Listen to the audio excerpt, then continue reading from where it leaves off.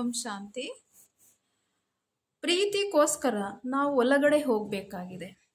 ಒಂದು ವೇಳೆ ನೀವು ಒಳಗಡೆ ಹೋದರೆ ಅರ್ಥಾತ್ ನಿಮ್ಮ ಒಳಗಡೆ ಅರ್ಥಾತ್ ಮನಸ್ಸು, ನಿಮ್ಮ ಆತ್ಮದ ಕಡೆ, ನಿಮ್ಮ ಆತ್ಮದ ಸ್ಮೃತಿ ಕಡೆ ನೀವು ಹೋಗ್ತಾ ಇದ್ರೆ ಆಗ ನಿಮಗೆ ಗೊತ್ತಾಗುತ್ತೆ ಸತ್ಯ ಪ್ರೀತಿ ಅಂದ್ರೆ ಏನು.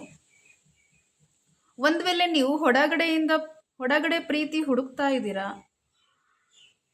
ಹೊರಗಡೆ ಪ್ರೀತಿಗೋಸ್ಕರ ಆಸೆ ಪಡ್ತಾ ಇದ್ದೀರಾ ಅಂದರೆ ತಿಳ್ಕೋಬೇಕಾಗಿದೆ, ನೀವು ಬರೀ ಮೋಸನೇ ಸಿಗುತ್ತೆ, ನಿಮಗೆ ದುಃಖನೇ ಸಿಗುತ್ತೆ. ಕಾರಣ ಯಾಕೆಂದರೆ ಹೊರಗಡೆದ ಆತ್ಮೇರು, ಅರ್ಥಾತ್ ಹೊರಗಡೆ ಅಂದರೆ ಆತ್ಮೇರು, ಅಭಿಮಾನದಲ್ಲಿ ಇರೋರು. ಆತ್ಮ ಅಂದರೆ ಪ್ರೀತಿಯ ಸ್ವರೂಪ ಹೇಳ್ಬೋದು, ಪ್ರೀತಿ ಸಾಗರ ಅಲ್ವಲ್ಲ.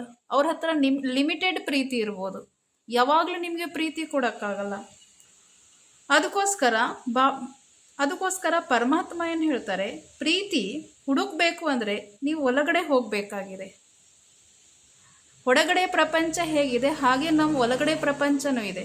ಅದು ಆತ್ಮದಿಂದ ಸ್ಟಾರ್ಟ್ ಆಗೋದು, ನಮ್ಮ ಮನಸ್ಸಿಂದ ಸ್ಟಾರ್ಟ್ ಆಗೋದು.